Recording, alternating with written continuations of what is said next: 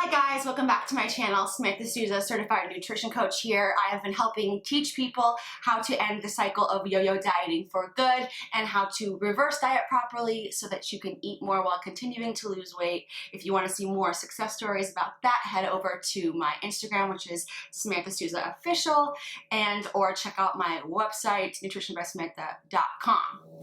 Before we get into the video, make sure you like and subscribe down below. Have you done that? All right, let's get started.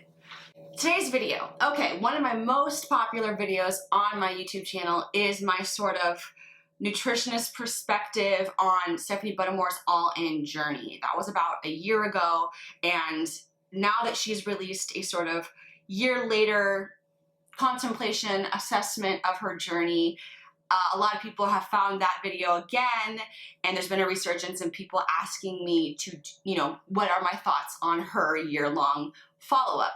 And I'm actually really glad that people are asking me about this because I really feel like the majority of comments on my first video were people telling me that I didn't understand the situation, that I made misassessments of her journey.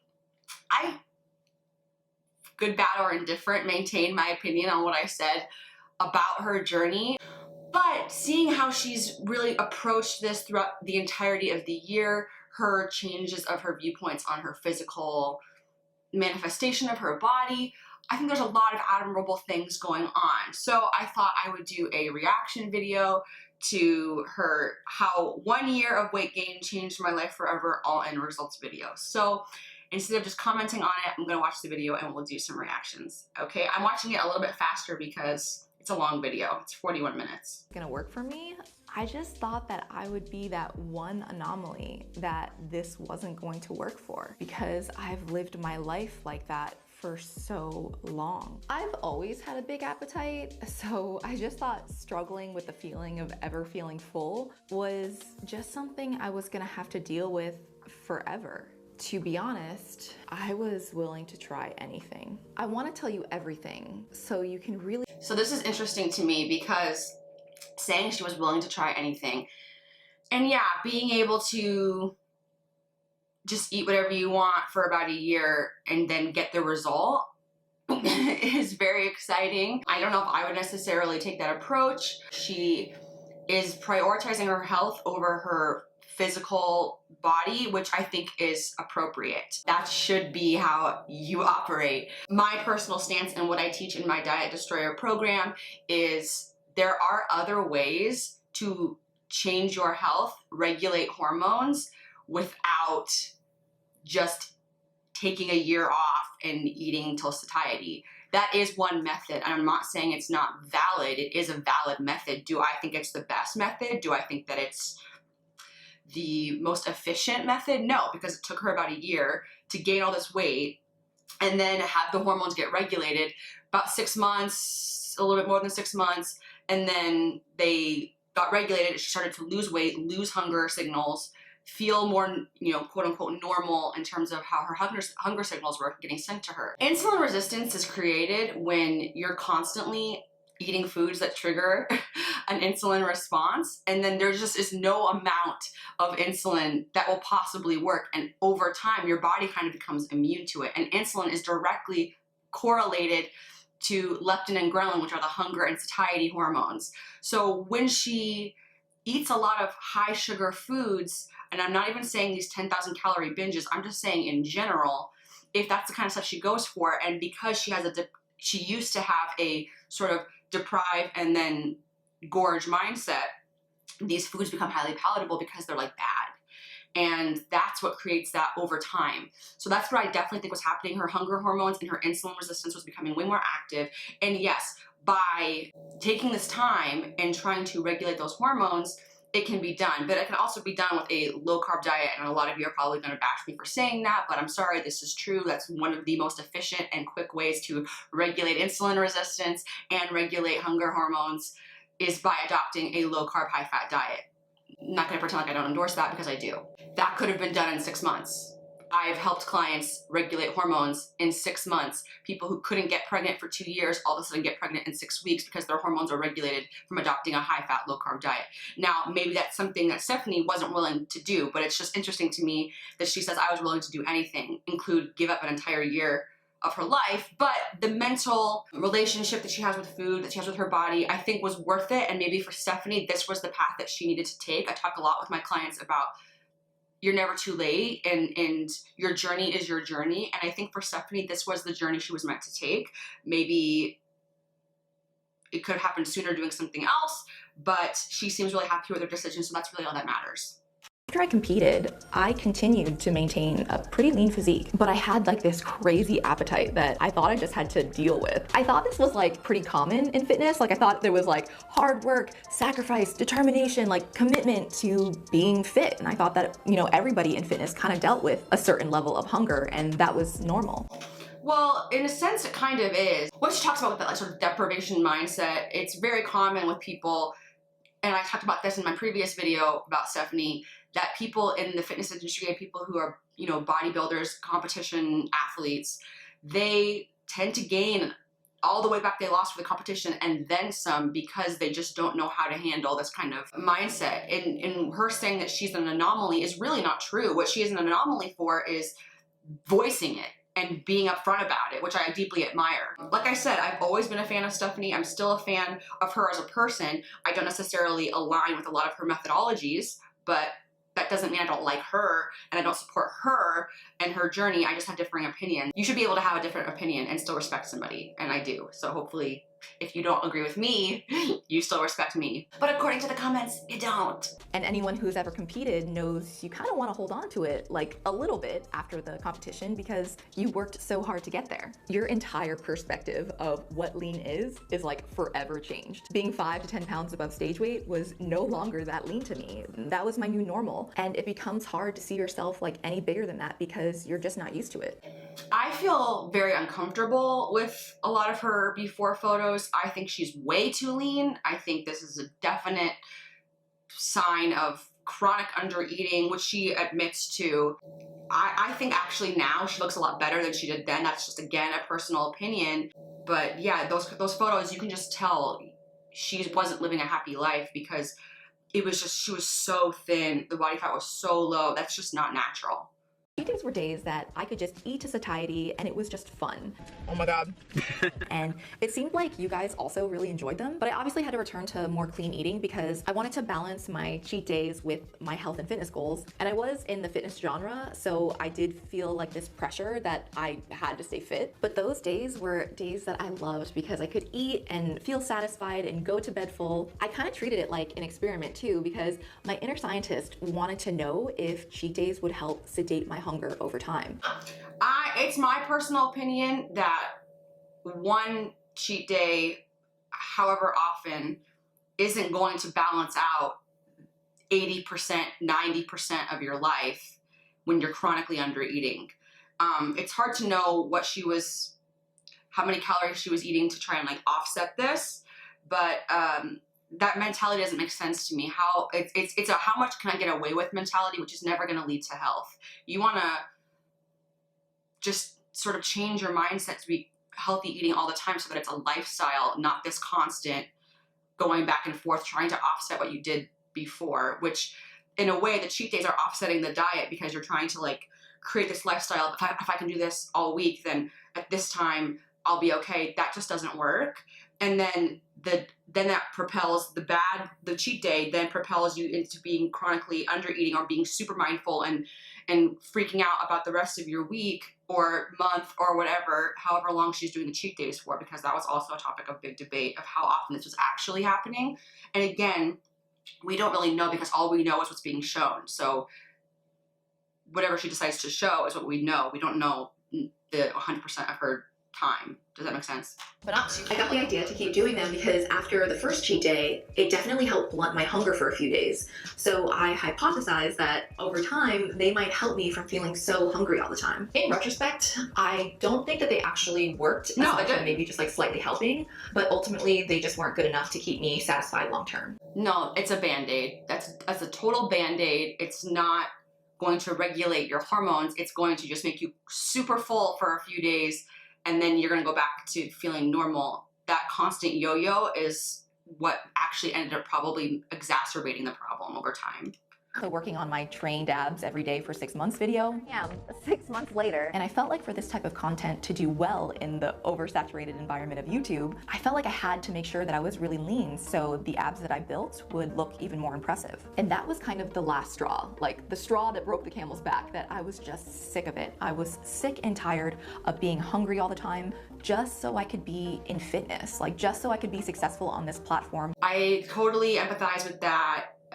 Being somebody in the fitness genre, I'm not in the bodybuilding genre because I don't necessarily believe in it. I can understand that. She was so lean. She was doing these ab videos, trying to get views, trying to create interesting content. I don't blame her for wanting to do that, but it put her in a really negative situation where she's constantly trying to compete with herself and compete with others on the platform, and working your abs every day and trying to be as lean as possible. I mean, no wonder she was in this position that she was in. And again, I don't blame her. It was circumstantial, and I honestly empathize, and I feel bad because I know what it's like to feel like, oh, I'm in the fitness genre, and I think about that all the time. I watch my videos, my own videos on here, and I'm like, oh, I should be leaner because I'm a nutrition coach. And I don't give myself enough credit for the fact that I lost 75, 80 pounds and have maintained it for 9 years, and now I teach other people how to do it and not gain their weight back. That's something to be said. You know, I'm not coming from, I was 120 and now I'm 115. Like, I'm not coming from that space. I'm coming from a place of excess skin. I'm coming from a place of massive weight loss, going from a size 15 pant to a size 2-4.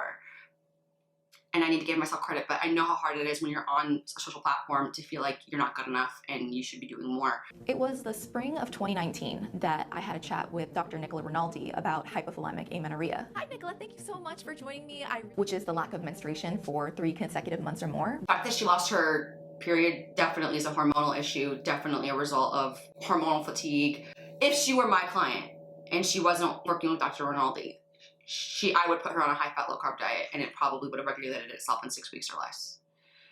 6 weeks, it would be my guess. Something tells me that she wouldn't want that lifestyle. To me and my clients, it's been well worth it. There's so many delicious recipes that you can make that are high-fat, low-carb, that mimic other things that you could get that actually won't hinder your health and won't hinder your hormone regulation or your physical weight loss progress, but that's a video for another day.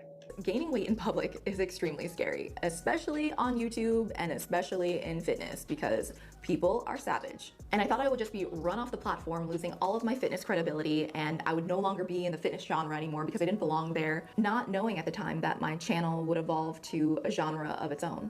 Exactly. She's a personality at this point. People follow her because they like her. Very similar to like Whitney Simmons. She doesn't always post about workouts now. She posts about beauty, other things that she's interested in, because she's evolved enough of a personality like Stephanie, where it doesn't really matter what you post. And now this is so fascinating that she's getting more and more people, because it's not just people who want abs and are trying to get shredded. And I started out in my first month abiding by a 75% whole foods rule that at the time I thought was really smart, and I genuinely love whole foods.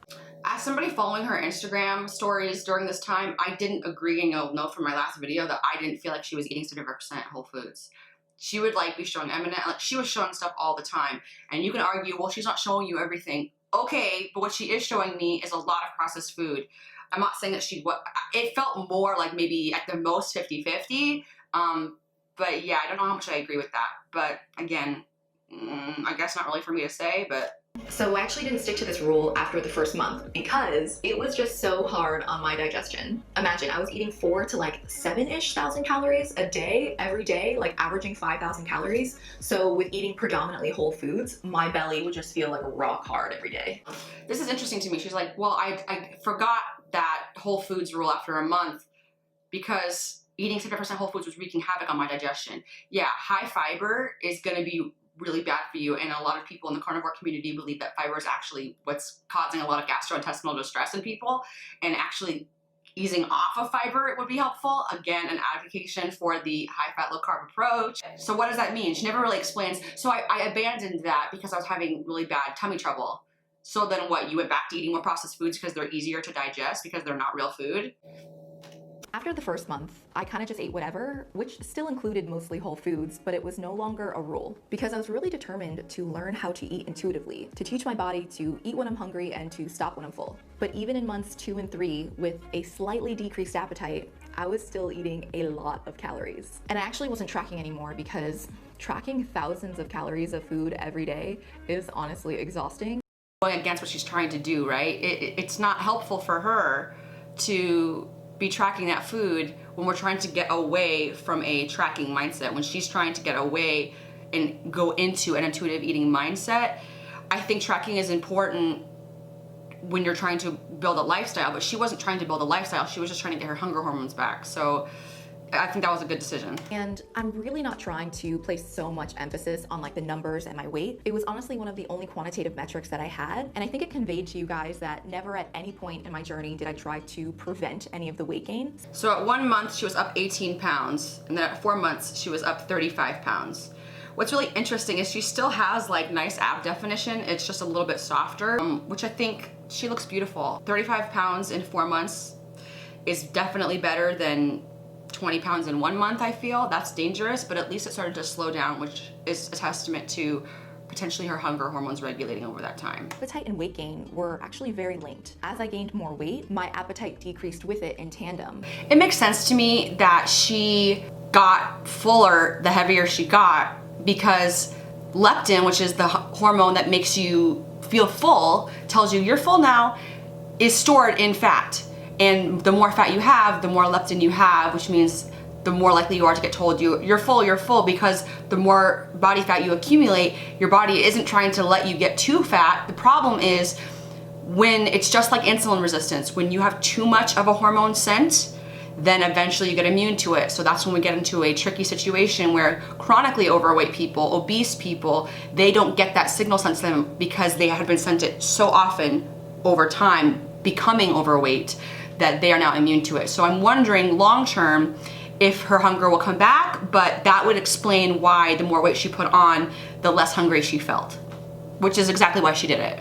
This was actually a really hard time for me. My weight was the highest I had ever seen it on a scale in my entire life, and I was having pretty regular breakdowns at this point.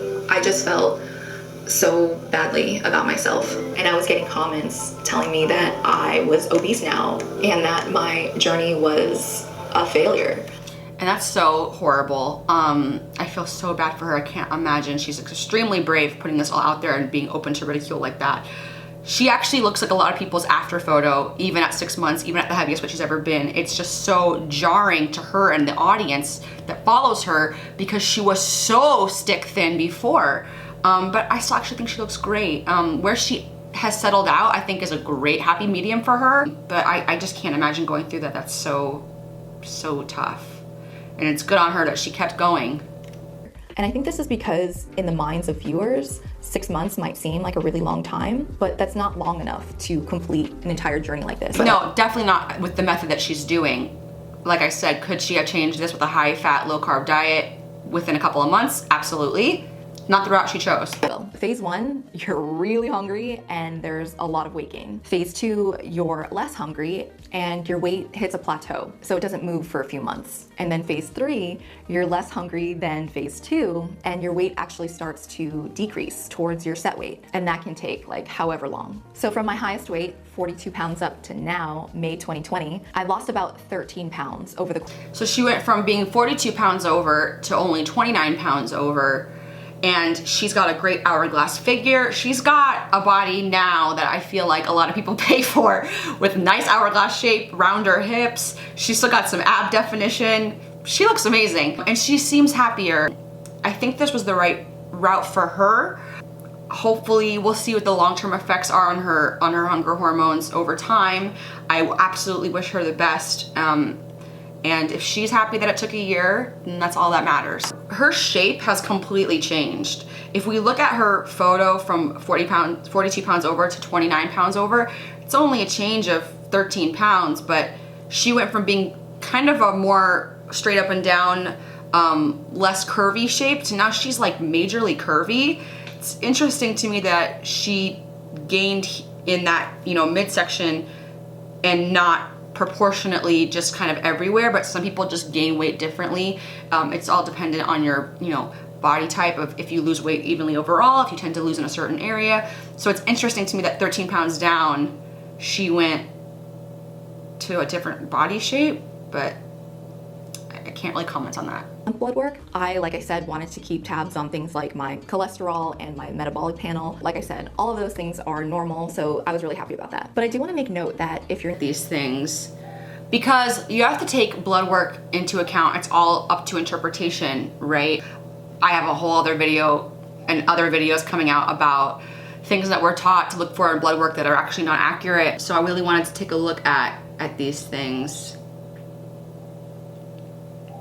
Her glucose number is relatively normal at 84, slightly higher, but I mean totally normal for somebody who's eating carbohydrate. Her protein levels are normal. Her overall cholesterol numbers are what, you know, standard practice, what we've been taught medicine tells you is healthful, but because her triglycerides are low, I would say that it's probably a healthy panel, but what we've been taught about cholesterol is not necessarily accurate. Her HDL is pretty low, so that's something to, I would be curious to see what her calcium artery scan number would be with all of the carbohydrates she eats, and that's the only test that actually studies how much plaque is actually in your arteries, whereas cholesterol is just a potential marker for a potential problem of a maybe situation.